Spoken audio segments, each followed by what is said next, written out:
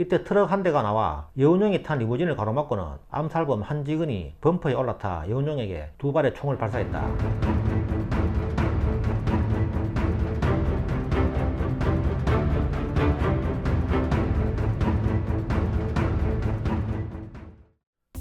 잊혀진 독립운동가 몽양 여운형 편입니다. 1886년에 태어나서 1947년 7월 19일까지 61세를 살았다. 여운형은 경기도 양근군 서신면 묘곡에서 여정현의 넷째 아들로 태어났다. 위로 세형이 일찍 사망하여 가문의 9대 종손이 되었는데, 그를 임신했을 때 어머니가 커다란 해를 품에 안는 꿈을 꾸었다고 하여 할아버지는 몽양이라는 호를 지어주었다. 그는 위로 세 형이 줄줄이 요절한 후 어머니가 30이 넘은 나이에 본 아들로 집안 사람들의 사랑을 독차지하며 자랐다. 14세인 1900년 여운형은 미국과 영국 유학에서 돌아온 칠촌 당숙 여병현의 영향으로 감리교 학교인 배지학당에 입학하였다. 그는 개신교 교회인 상동교회의 인사들을 만나 교회에 출석하면서 그리스도인이 되었다고 한다. 하지만 그는 1년 만에 학교를 그만두고 흥화학교로 전학을 갔다. 그가 배지학당을 그만둔 이유는 정직한 학생은 체벌하고 잘못을 속인 학생은 봐주는 부당한 체벌에 대한 반발이었다. 그가 배지학당을 다닌 기간은 짧았지만 이곳에서 배운 신학문은 여운형의 삶을 크게 변화시켰는데, 무엇보다도 모든 사람이 평등하다는 근대적인 생각을 갖게 되었다. 여운형은 흥화학교도 얼마 후 다시 그만두고 통신원 부설의 관립 우무학당에 입학하였다. 우무학당 재학 중 우무학당이 일본인의 손에 넘어가자 그는 우무학당 학생 20여 명을 모아 학교 인수 반대운동을 일으켰다. 19세인 1905년 11월 17일 일제가 강제로 을사늑약을 맺어 대한제국의 외교권을 빼앗아가자 여운형은 이때부터 일본에 반대하는 운동에 나섰다. 그는 을사늑약 후 자기란 민영환의 유서 내용을 사람들에게 알리면서 수차례 감동적인 대중연설을 하였다. 20세인 1906년 고향인 양평군 매곡에 개신교 교회를 세운 후 문중 일족들에게 전도하여 잇따라 기독교인이 되게 하였다. 그의 노력으로 이후 양평군 묘곡에 예배당과 학교가 들어서게 되었다. 이 무렵인 1907년 여운형은 동생 여운홍과 함께 대한협회에서 주최하는 강연회에서 안창호의 연설을 듣게 되는데, 연설을 듣고 감격한 형제는 독립운동에 투신하기로 결심한다. 또한 일본에 진 빚을 갚자는 국채보상운동이 한창 진행되자 여운형은 경기도 양평에 국채보상운동 지회를 세우고 활동하면서 사람들을 모아놓고 연설을 하였다. 그러나 국채보상운동은 여운형을 비롯한 여러 사람들의 노력에도 불구하고 일제의 집요한 방해로 좌절되고 말았다.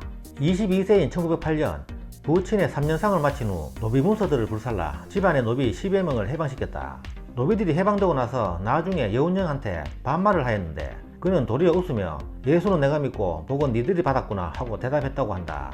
25세인 1911년 평양의 장로교 신학교에 입학하여 2년간 수학하는 동시에 서울 승동교회 전도사로도 활동하였다. 28세인 1914년 언더우드의 추천으로 중국 난징의 금능대학에서 영문학을 전공한 후 3년 만에 졸업하였다. 졸업 후 상하이로 활동 무대를 옮겨 독립운동에 투신하는데 중국 국민당의 원수 수은원을 만나 교제하기도 하였다.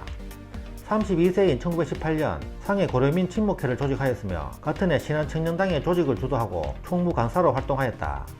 33세인 1919년 제1유학생의 28 독립선언에 직간접적으로 관여하고 김규식을 상하이로 초빙하여 파리 강화회의 한국 대표로 파견하였다. 3.1운동 직후 국내외에서 정부 수립 계획이 진행되면서 4월 10일 중국 상하이에 임시의정원이 창설되자 동생과 함께 임시의정원 의원에 선출되었다. 의정원 회의에서 국호 명칭을 대한민국으로 하자고 했으나 여운형이 조선 왕조 말엽에 쓰이다 망한 이름을 다시 쓸 필요는 없다며 반대하였다. 하지만 대한으로 망했으니 대한으로 흥하자는 주장에 힘입어 국호를 대한민국으로 정하고 상하이 임시정부가 수립되었으며 여운형은 외무부 차장에 선출되었다. 그는 상하이에서 아동들에게 독립사상과 애국정신을 교육시키기 위해 인성학교를 설립하였다. 그해 11월 임시정부 공직에서 사퇴하고 개인 자격 신분으로 일본의 초청을 받아 일본으로 건너갔다.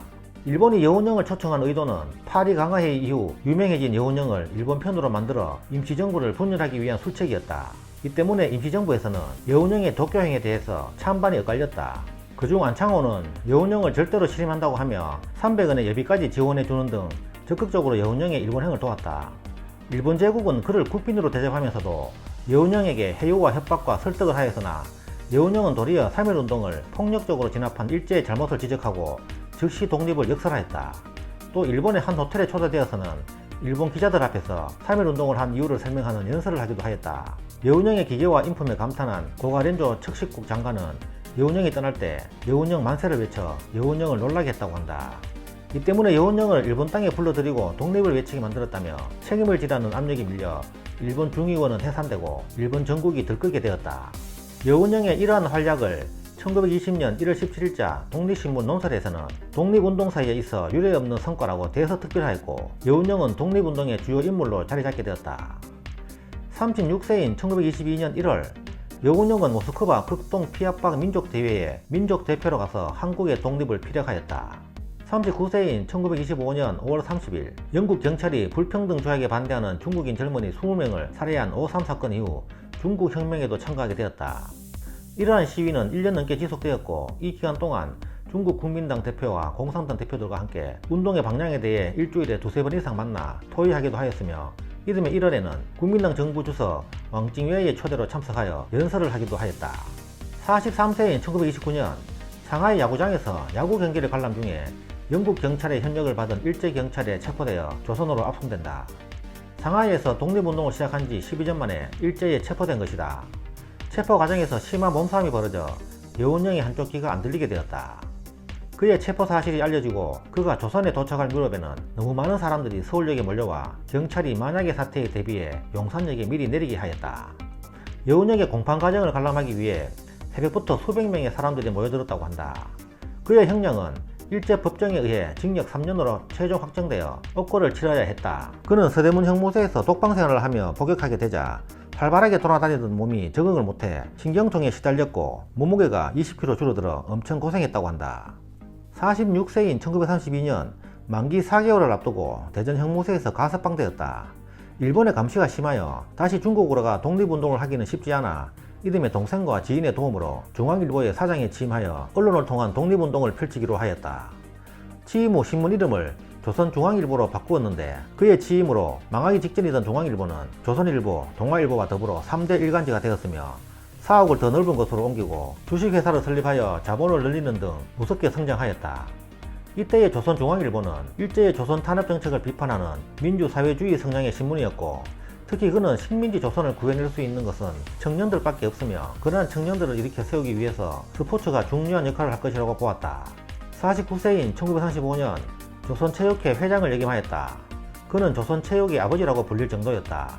50세인 1936년 송기정이 베를린 올림픽에 일본 측 후보가 되자 이 대회를 나가야 되느냐며 여운형에게 묻자 여운형은 송기정에게 출전을 권하였고 송기정은 마라톤 대회에서 금메달을 따게 된다. 이 일은 각계 언론사들에 의해 보도되었고 그중 조선중앙일보는 송기정의 활약을 극찬하며 송기정의 일장기를 지운 사진을 실었다.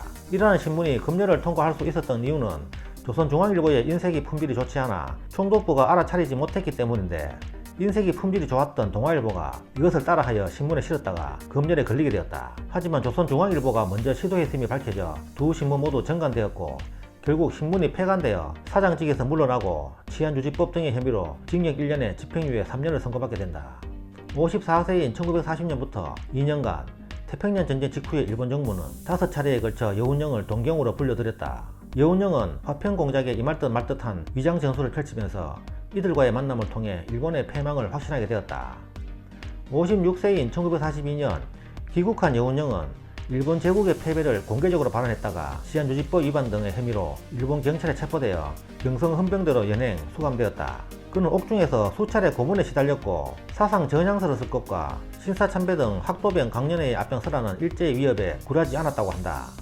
당시 일본 경찰들은 그를 90여 시간 동안 의자에 묶어놓은 채 흔들며 잠을 못 자게 하여 이후 신경쇠약에 걸려 잠을 못 이루었다고 한다.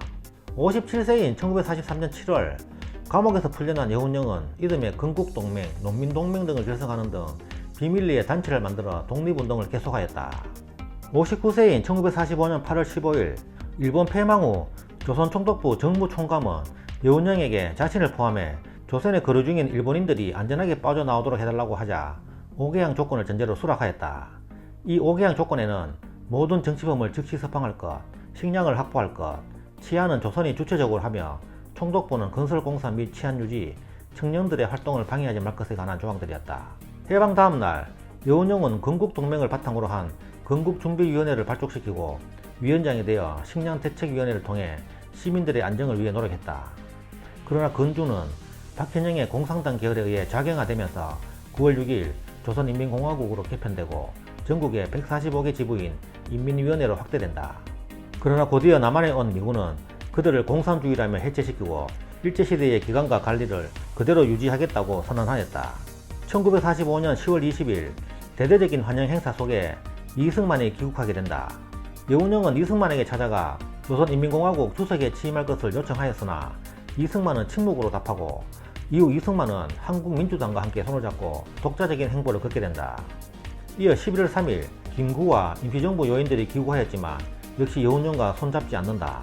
그러자 여운형은 11월 12일 조선인민당을 창당하여 당수가 되었다. 그는 임시정부의 인공과 각 당 각파를 합쳐 건국회를 열고 거기서 참된 임시정부를 수립하자고 제안하였으나 뜻을 이루지 못하였다.